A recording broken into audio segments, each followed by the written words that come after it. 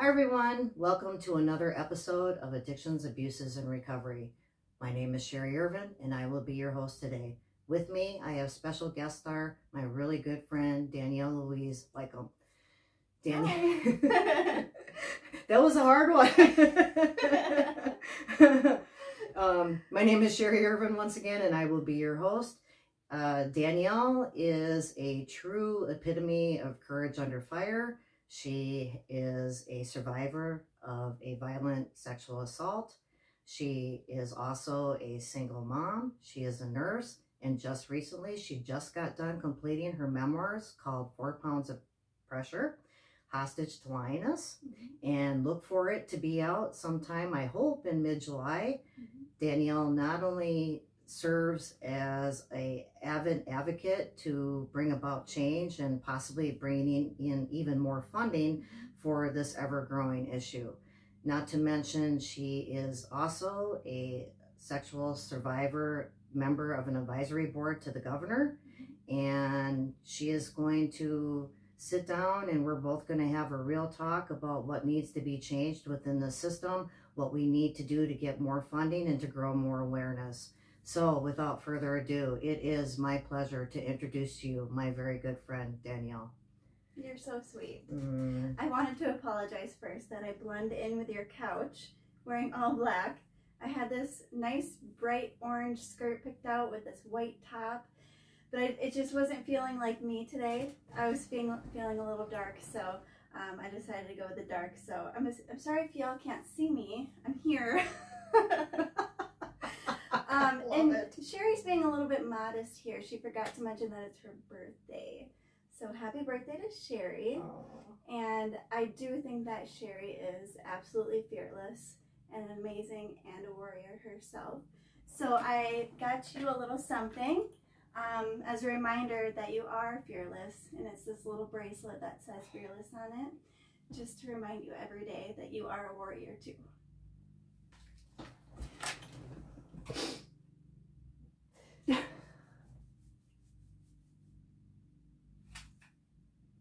I love you, my friend. You're an amazing human. Thank you. You are. So don't ever forget that, okay? Thank you. Oh my goodness. Okay. Okay. Your makeup looks great. Thank you. Thank you so much. Of course. Yeah. Wow. I cannot thank you enough for being here.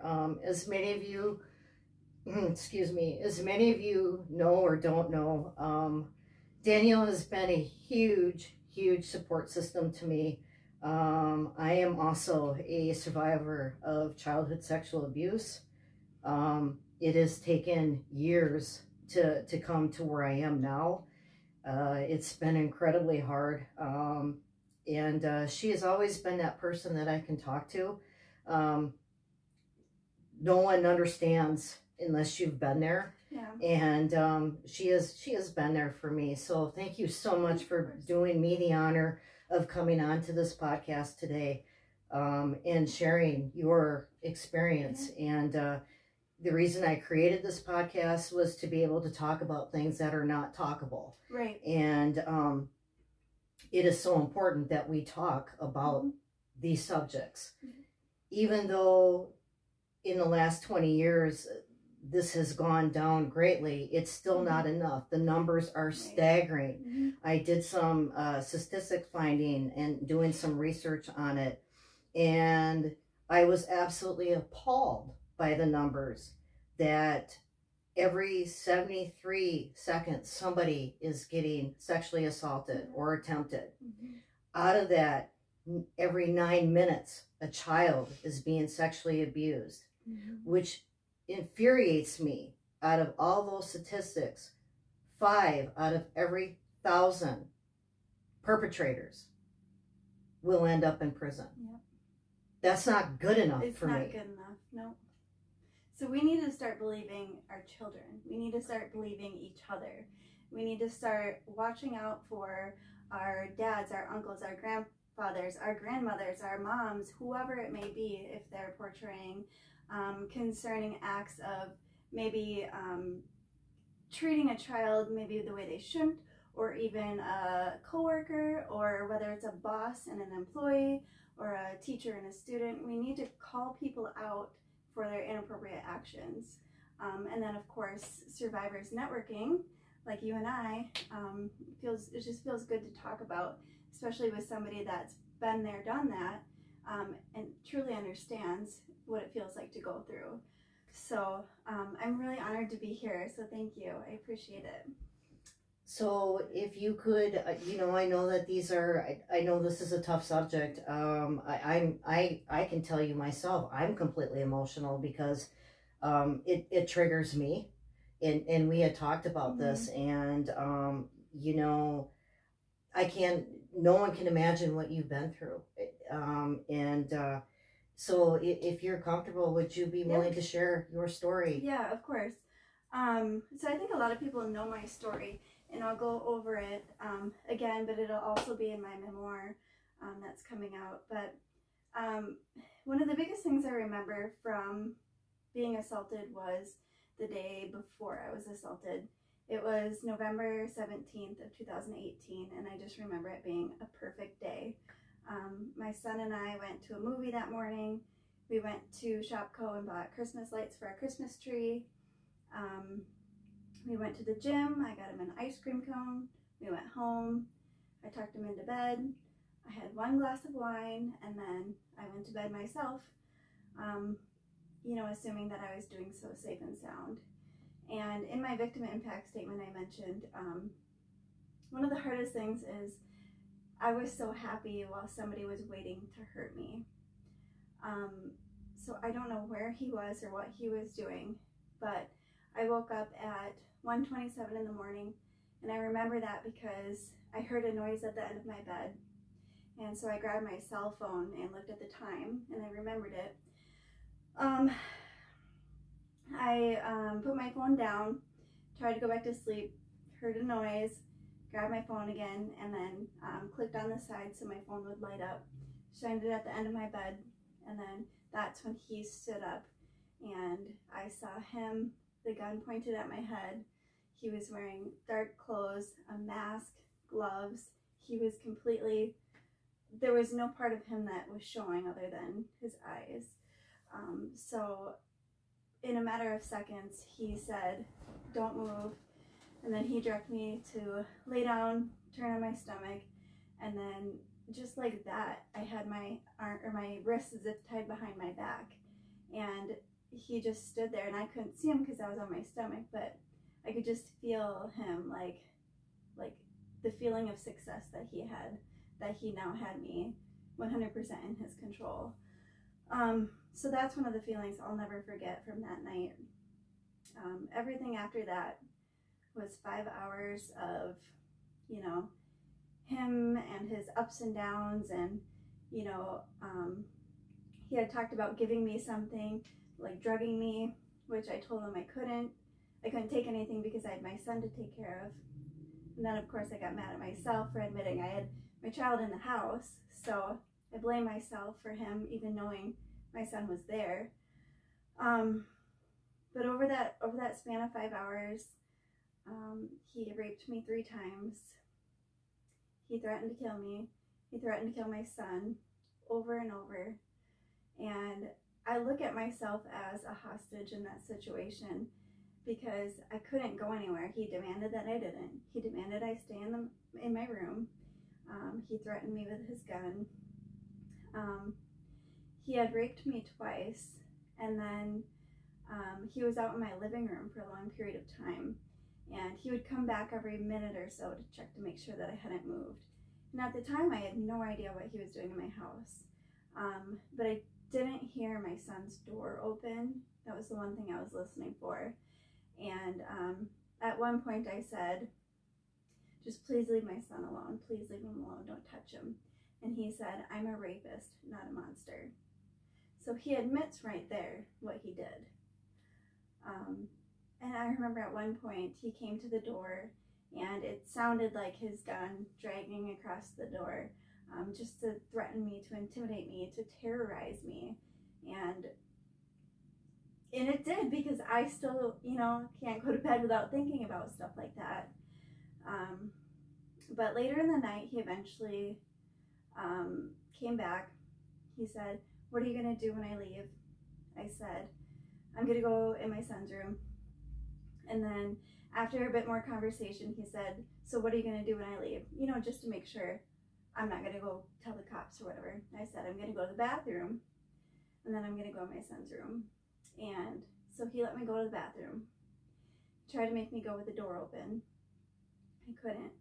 And all I had on was a t-shirt and nothing else, just a long t-shirt. So he finally let me shut the door to the bathroom, and I was able to go to the bathroom, but I saw his flashlight shining under the door of the bathroom. And when I opened the door, I looked at him, and he got so mad that I looked at him. I couldn't see him because there was a bright light in my face. But that moment, standing in my bathroom doorway, there was a picture on his phone of that moment. So, and I found that out later. Actually, in the beginning of March or end of November or end of February, I found that out. But then he was so mad that I looked at him. He told me to go back to the bedroom. I lay down on the bed, and that's when he like violently raped me again. And that's when I believe there was a short video that he had recorded on his phone of that moment. And so he had the gun up at my head when I was laying on my stomach, and he said, he just kept threatening, and "You're not going to tell anyone. I would hate to go to your son's school and find him and kill him," things like that. So it was just hours and hours. And truthfully, I didn't plan to tell the cops. I didn't, because I didn't know who he was, where he lived. If he lived 2 houses down from me, he would know if I went to the cops. So I didn't want to. So eventually, he let me go into my son's room, and I laid in bed with him. I was like convulsing because I was so scared, and I just tried my hardest not to wake up my son. So the man came to the door a couple times, and in doing so, he woke up my son. And my son woke up and said, "Mommy, I want to go to Daddy's house," thinking that it was his dad's voice. And I said, "No, honey, that's not Daddy's voice." And then I was explaining to him it was a worker man working in our house because the shower was running. Later to find out that he had taken all of my sheets and all my bedding and put it in the tub, filled up the tub, was trying to get rid of evidence, I guess. But eventually he set a timer on, I believe it was either my iPad or my phone, and he said, "When the timer goes off, I'll be out of your house." So I did hear him go down the steps, go out my garage door, and then the timer went off, but I still didn't move. I eventually went out and grabbed my iPad, shut off the timer, it was my iPad, and then Wyatt and I stayed in the room for as long as I could keep him in there, because I didn't know if he was still out there, if he was waiting for me.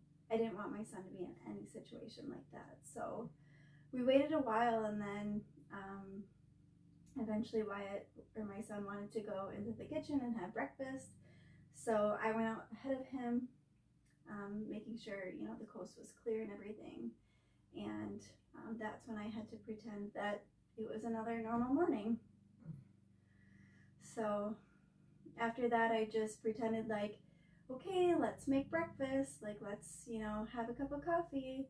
And I was putting on such an act, even though I was literally dying inside because I was so scared. And I just did everything in my power to make sure that he didn't know anything was wrong. So while I was getting him breakfast and checking the house to make sure that he wasn't actually there, I put a steak knife in my sleeve of my robe, just so I had a weapon of some sort. He had breakfast. I was putting little things in my purse, like my phone charger and things like that, my medication, because I knew I was never going to go back to my house. So my plan was to meet my mom and say, "Mom, this happened. How are we going to keep Wyatt and I safe?" without telling the cops. So I sat on the couch and I looked up what time the grocery store in town opened, and I realized it was open, so I loaded up my son in the car and we backed out of the driveway right over his footprints because there was a light dusting of snow in the driveway. You could see his footsteps going right down the driveway, like he was invited to my house and just walked out the driveway. So I, drove over them and then just closed my garage door, drove to the grocery store, and I remember going up over the hill away from my house, and I felt a sense of relief and freedom, and I'm on my way to being safe. But I kept looking behind me, making sure that nobody was following me. When we got to the grocery store, we were shopping for breakfast. So my son took one of those little carts, and he was throwing, I let him throw whatever he wanted in there. He's like, "Mommy, can I have this?" Yep, put it in there, because I was just looking around.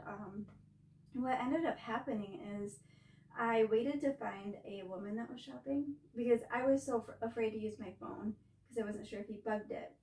So if he knew that I was calling somebody, I didn't want him to know. So I borrowed this random lady's phone, called my mom, and I said, "Mom, get your gun, get Dad, and meet me at Mike's grocery store in St. Charles." And she said, "Honey, I can't do that. Do I need to call the police?" And I said, "No." And I said, "Mom, just get your gun, get Dad, meet me at the grocery store." And so she did, and we went into the bathroom, and that's when I crouched down by my son, and I said, "Wyatt, tell Grandma what happened," because I had marks on my wrist from the zip ties, and I ended up showing Wyatt, and there was, carpet fresh all over my house. So Wyatt saw that, and he said, "Mommy, why is there carpet fresh?" And so I couldn't say the words, "I was raped." I couldn't say the words, "A man is wanting to kill us." I couldn't verbalize them, so I was trying to get Wyatt to say something. I don't know why, it was irrational, but eventually I did, and then my mom called 911. An officer from the St. Charles Police Department came, and even though she was there, I still didn't feel entirely safe. He could have followed me to the store, he could, I don't know, follow us to the emergency room, anything. So I ended up riding with my parents to the emergency room in Rochester, and that's where I had a rape kit done. And then I felt safe. I felt safe in the hospital, surrounded by the amazing SANE nurse that I had. That's a sexual assault nurse examiner. And I felt safe there. I had to tell my story to her, to the police officer, and my mom was there with me the whole time. My aunt had met us there to take my son because we didn't want him to be there during that. So the first person I had my mom call was my ex-husband, and then my boss, to let her know I probably wasn't coming to work the next day. Yes. So after that, it's just been the aftermath, I guess. So with the aftermath, it's been PTSD, triggers, anxiety, depression, loneliness, having to move, having to sell my car, my son. I worry about my son. He now knows that the man fixing our shower was a bad guy, so that's affected his life too. And everything's just been, my life is completely different than the road that I was on before. Mm-hmm. I was content, I was happy, I was going to advance my career in nursing, and now it's just completely different. Mm-hmm. But I'm embracing it, and I'm making the best of what I can. And I think that I want my story to be somebody else's survival guide. Mm-hmm. So that's why I'm writing it. And also because it's therapeutic. It feels good to write it, to talk about it, to process it. Another one of the best things that I've done is go to support group in Olmsted County, networking with people like you, just, it's so uplifting, and it feels less lonely knowing that there are other people that feel the same way. Mm-hmm. So I know for myself that with talking with you, that, like I said, people don't understand what we're going through. And for me, our circumstances are very different. Obviously, I'm the childhood sexual abuse. The biggest heartache for me is the betrayal of not being believed. Yeah. I went to my mom. I told my mom what was going on, and that resulted in a beating. And that resulted in, how dare you say that about my family? We took you in. You were nothing. We took you in. You could have been dead. And I'm entrusting these people. They're my parents. Yeah. They're supposed to be here for me. You're supposed to be able to trust them. And so even though that happened to me from the ages of 8 to 14, I still carry it. I still harbor it. It's taken me a while to come to the forgiveness piece of it, because I know I need to have that for some closure. But it's always there. It's always there. Even to the way I live my life today, which I was going to ask you about, because we have the same coping mechanisms. Yeah. I know for myself that after I got done talking to somebody that specialized in sexual survivor, I got a social work that was indeed went through it. Yeah. That helped to talk about that. But I still find myself 25 some years plus later, I have to sit in a certain way. Yep. I have to look a certain way. Yep. I have to be within that distance of that door. Yep. I have to know where my exits are. Yep. Certain things trigger me.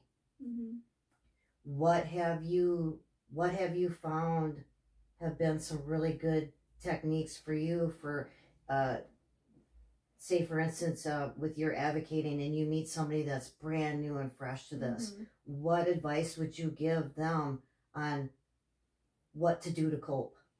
It's a good question. Reach out to your resources. There are so many resources I didn't even know about until I was connected with an advocate. And for those people that aren't even going to report their assault, it's still important to reach out to an advocate, because they can provide resources, whether there's a court case or not. And so being a part of the sexual assault support group and networking has been one of the best things, because they prepared me for trial. They prepared me for what I might feel.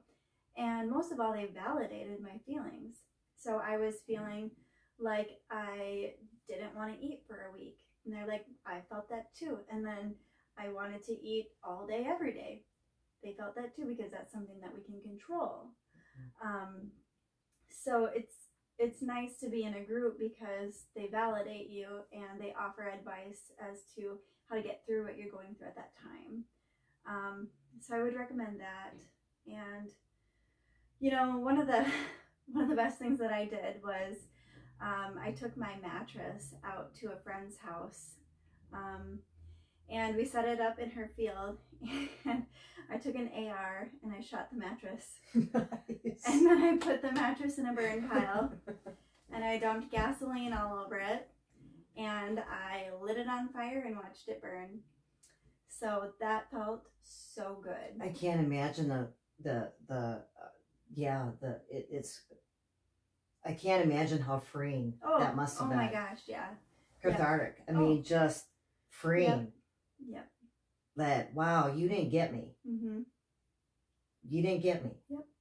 Yep. I also know from, I did my homework on you too, and I also know that you got special permission to actually do the live,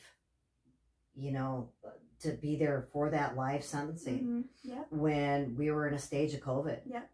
That's huge. That was huge. That was so Tell me a little bit about that day. Yeah, absolutely. So, COVID, of course, there in Minnesota, very rare was it that court hearings were in person. George Floyd, of course, but everything else is on Zoom because of COVID. But I told them I would rather push this out until COVID is managed than to do this on Zoom, because that's not going to feel real to me. It's not going to feel real to him, and it's not going to aid in my healing. So I told them that this is really important to me. So they actually allowed me to write a whole email about why this was so important.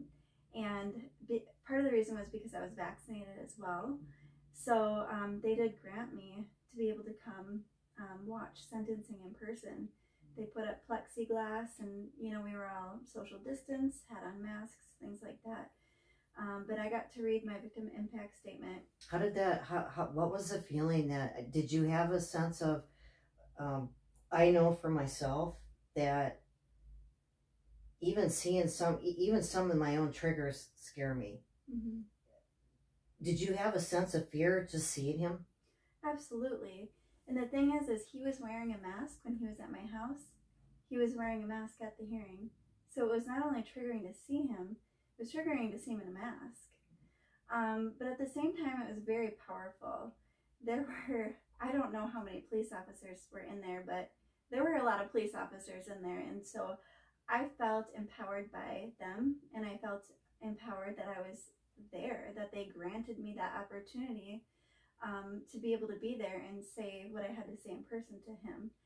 So it was very empowering, and I'll be forever grateful for that judge, Judge Leahy, and the investigators and the prosecutors for allowing me that opportunity. It felt really good. Mm-hmm.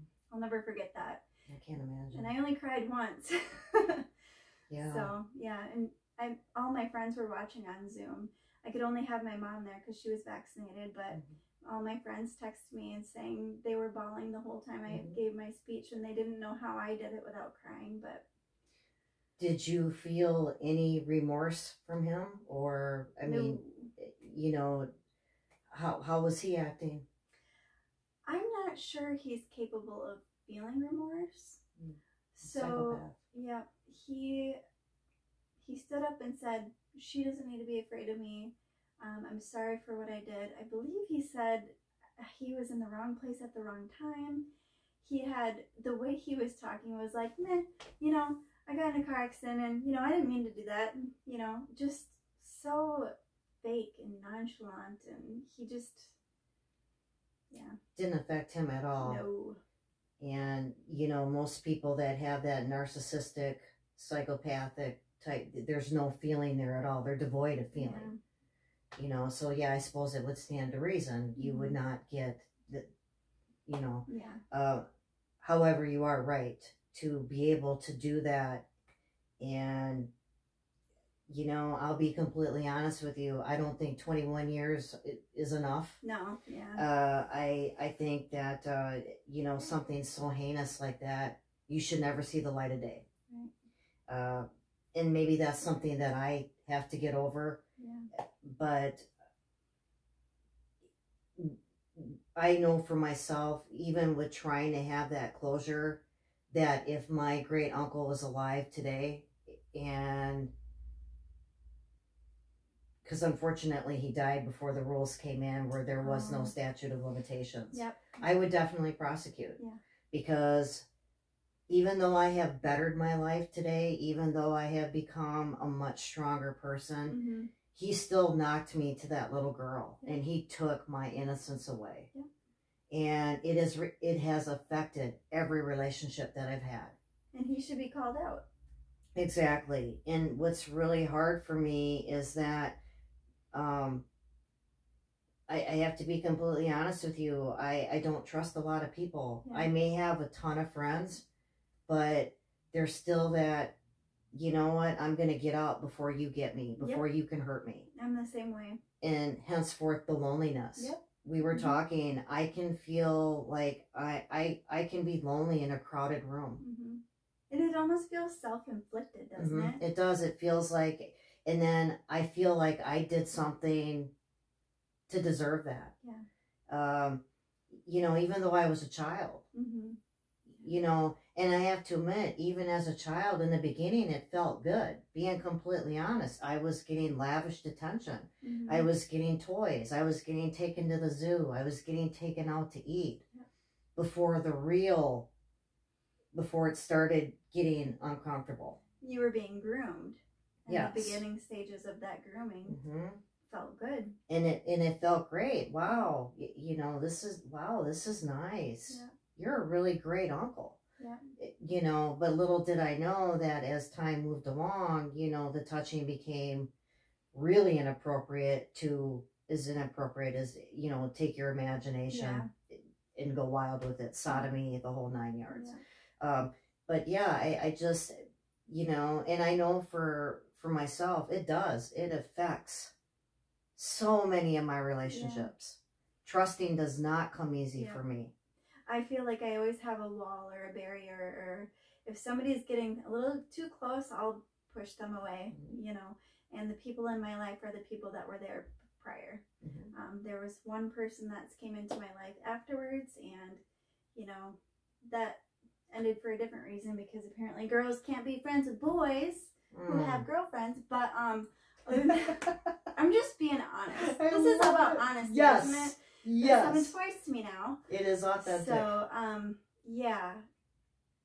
Otherwise, I guess anyone new is always superficial. They're kept here. They can't get here. And, you know, everyone watching is probably thinking, well, you got to get over that. You got to go to therapy for that. Great. It's not that easy, you know, and you can feel like, yes, I'm finally going to let this person in, but they might do one thing, like show up at your house unannounced, which is my biggest pet peeve, and suddenly they're no longer in your life for that one thing. So it's not as easy as people think. And you can be healing, and then one thing can happen and you're knocked right back down.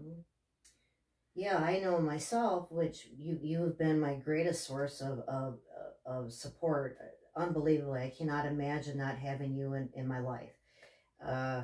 You know, being able to just message you and say, you know what, I'm struggling right now. I need you to talk me off the ledge, because right now, my emotions are all over the place. Yesterday, I felt like I was on top of the world and I was a great person. Today, I don't know what's going on with me. You know, the emotions are all over the place. And once again, it can be, for me, they're major triggers, like old men smell. Smell of unclean. I mean, I have to struggle. I do my volunteering in a homeless shelter, and I get triggered all the time. You know, because what people have to understand, it's a great uncle. He's already in his 60s type thing, you know, so he's old. Smells like mothballs. Those are the things that just get to me. And it's going to hit you like a truck and come out of nowhere, and you're not going to see it coming, and knocks you off your feet. Absolutely. And then I'm sure that you've had people too that will approach you and because this happened to me. Well, aren't you kind of over that yet? It happened. Nope. Absolutely not. Yeah, it's not something you get over. It's something that becomes part of your life, and it might get easier. You might learn how to manage your triggers, manage your PTSD, but it's always there, and it's always going to affect you, whether it's greatly or mildly, or, you know, it's a spectrum, you know. You can hide, you can survive, you can thrive, and everyone falls differently on that spectrum, and you're not going to stay in the same place on that spectrum. I might publish 2 books this summer and start a nonprofit organization, which we can talk about later. But then, you know, this fall, I might be back here because it's going to be cold, dark. There's going to be a light dusting of snow on the ground, just like there was when I was assaulted. And this is going to knock me on my feet again, because November is a really hard time. So that spectrum is just something that, you know, we're used to because we're all over the place. But I think other people need to realize that as well. Absolutely. So, and everybody, it's kind of like the death and the dying, you know. A part of us died. Absolutely. A part of us died, and now we're trying to become reborn. And that's what I so admire about you. You have reborn. You have been like this phoenix rising up out of the ashes. And now look what you are doing. You are one of the greatest advocates. Like I told you earlier, you are becoming the face of this. You've taken that tragedy and you've made it into a personal triumph. Mm-hmm. You are empowering other women to be able to share their stories, mine included. You're honoring me by sharing my story. That's incredible. Hopefully we can get our thing going, our support group going, because this town so needs it, because none exist. Right. We need to have that. Mm-hmm. This is happening to women all over. And I'm not saying that, I'm not excluding the men. It does happen to men too. Don't mean to be discriminative, but 90% of it is women. Mm-hmm. And they need to have a safe place to come. Mm-hmm. And I think that's so important. I know for a fact that you have brought so much awareness on this already. You've affected people. You've certainly affected my life. You know, to be able to, you understand me. Yeah. And you understand other women. Yeah. And even though you didn't set out to be a podcaster, to be an author, to probably one day be on guest shows talking about this, being on special advisory boards. Mm-hmm. You didn't plan any of this. Mm-hmm. But I truly believe that, to me, that's the creator saying, you know what, Danielle, I have a bigger role for you. Absolutely. And I'm going to take that and embrace it and do everything that I can with it. And I know that there are so many women that are afraid to tell their stories for fear of retaliation, that they're not going to be believed. You know, and with my second book, your story's in there, along with multiple other women, and most of them are anonymous. And for them, it's not, you know, going on a podcast and talking about it. It's writing their story, having it be heard, having it validated, but anonymously, and that feels good for them. You know, some of them have told their story to 2 people, and I'm the third. Yeah. So now the rest of the world gets to read that story, connect with it, and now they get to help so many other people that are going to be in similar situations, when over the last however many years they've been hiding it and keeping it inside and trying to deal with it without talking about it. And I just really think talking about it for me has been incredibly healing. So I have a question to ask you. Moving forward, what are your future plans, and what would you like, what would you say would be your greatest message if you had the platform of any platform you could do? What would be your number one message? It's a good question. I think awareness, because first of all, knowledge. So people don't realize that they're victim blaming when they do it. So if they're aware and have knowledge of what victim blaming is, they can stop doing it.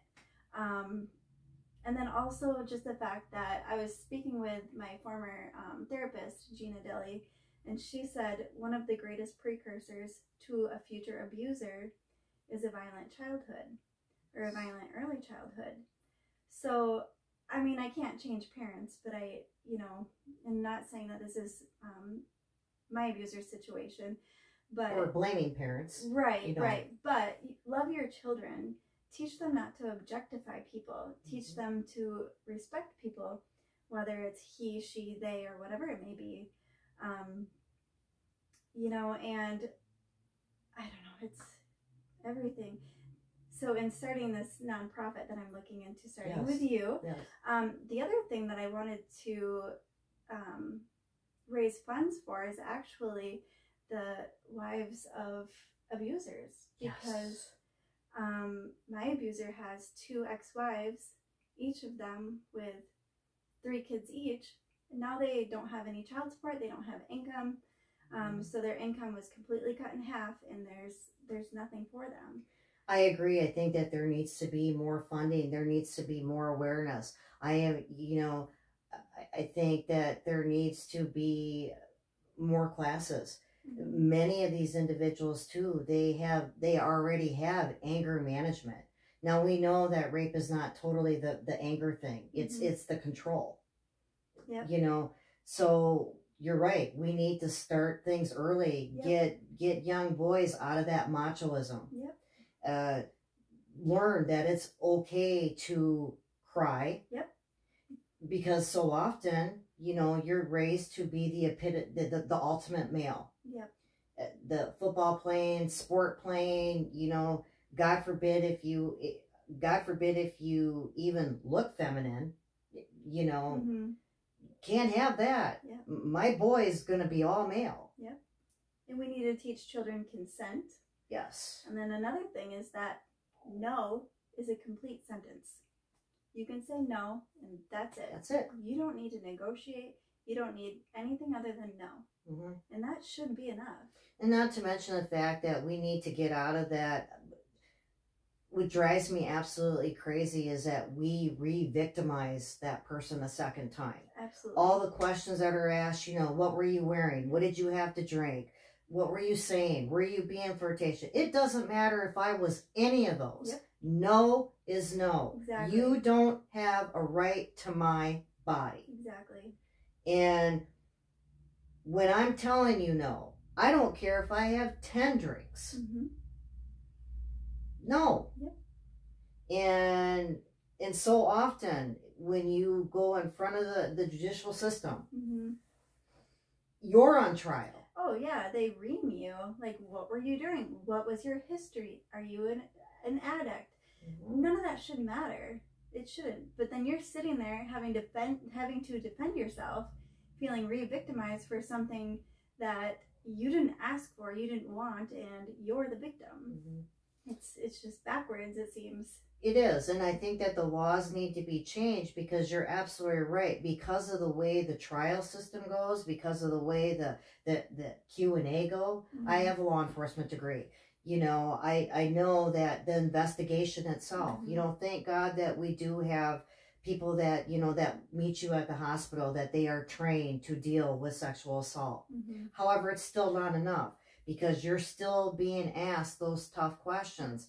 And it's no wonder so many of these cases go unreported. Yeah. College campus rape, you know, military.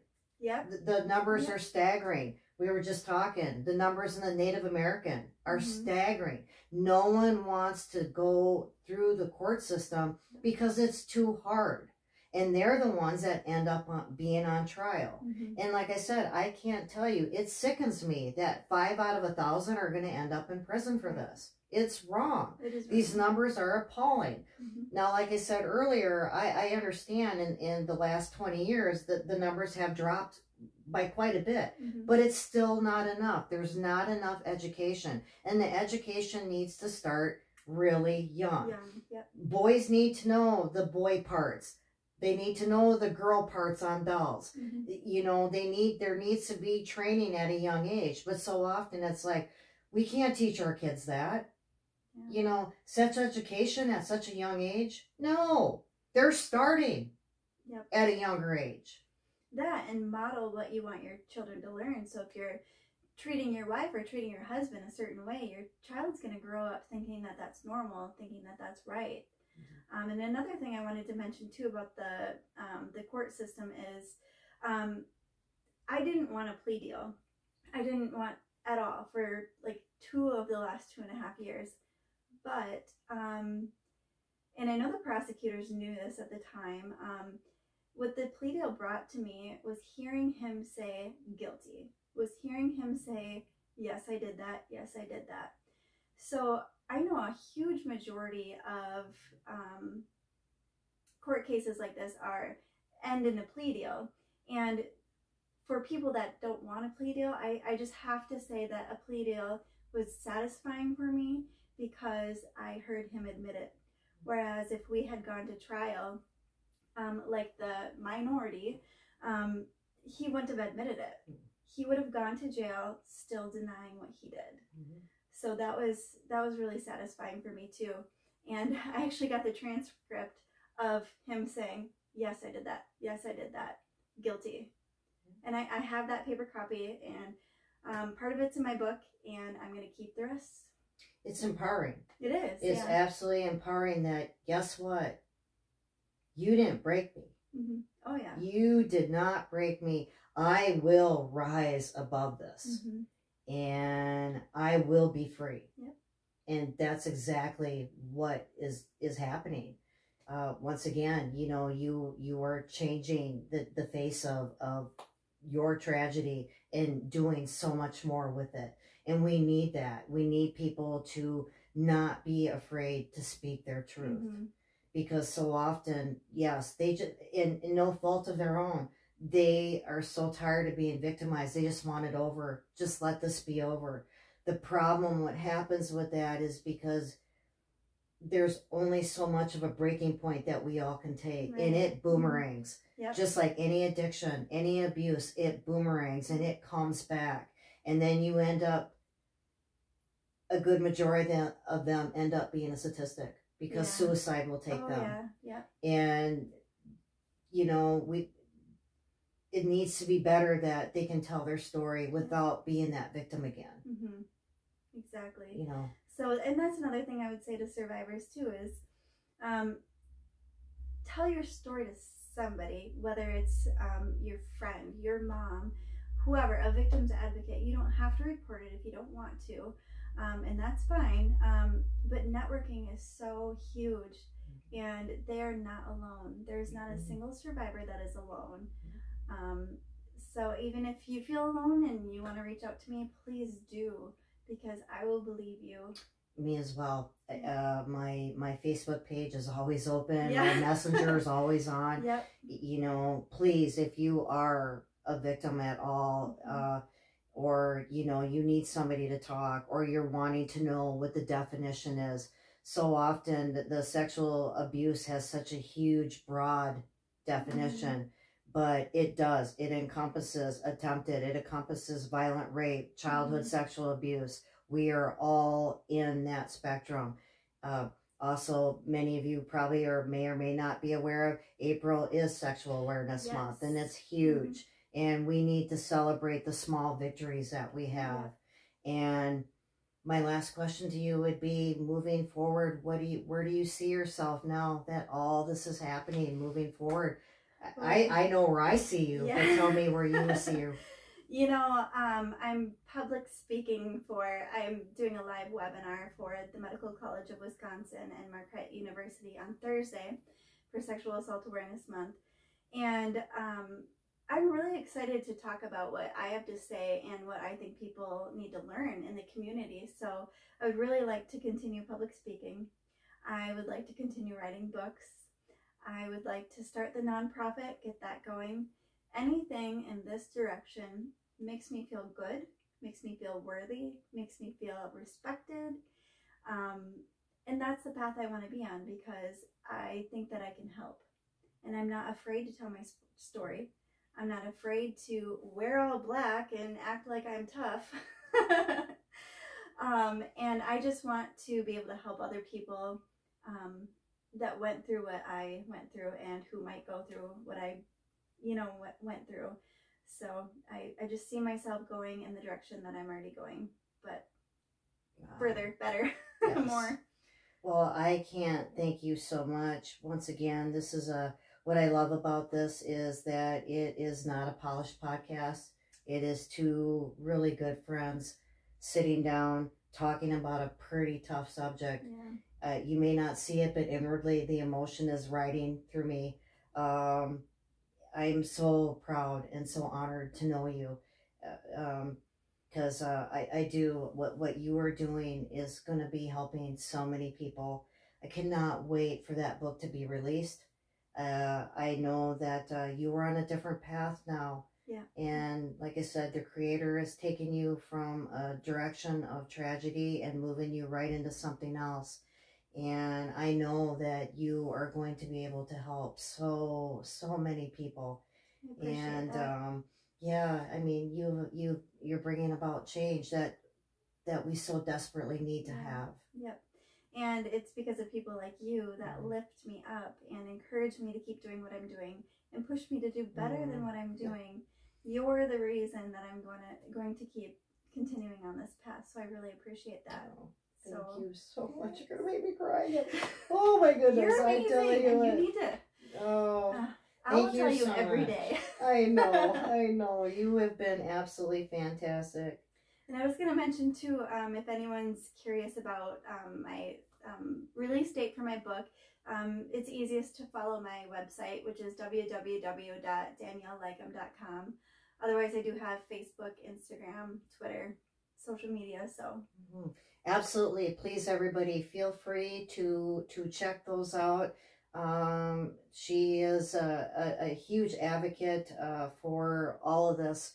Like I said, this is a tough topic, but you know, she has been gracious and is allowing anybody, whoever needs to talk to somebody, she's always available. Always. If you need to talk to me as well, I am available as well. Danielle, I cannot thank you enough for spending a part of your afternoon with me, and on my birthday. Makes it so special to me, and it's my sober anniversary month as well. So you have greatly been such a blessing in my life. Like I told you before in one of my posts and told you personally, you've never made me feel like a second option. I know that when I'm hurting, I know that I will hear from you. Absolutely. Within a couple hours. And I got to tell you, as strong as I can be sometimes, I break too. I bleed just like everybody else. Yep. So I can't tell you what your friendship has meant to me. And I cannot be any more excited about this new book release. Everybody, please check it out. It will be here before you know it. And it is going to be so successful. I can just feel it. And it's going to help so many women. So once again, thank you so much for being here with me today. I am completely honored as well. I'm honored. Thank you. Have a wonderful day, everybody, and thank you for tuning in. I appreciate it. Bye-bye.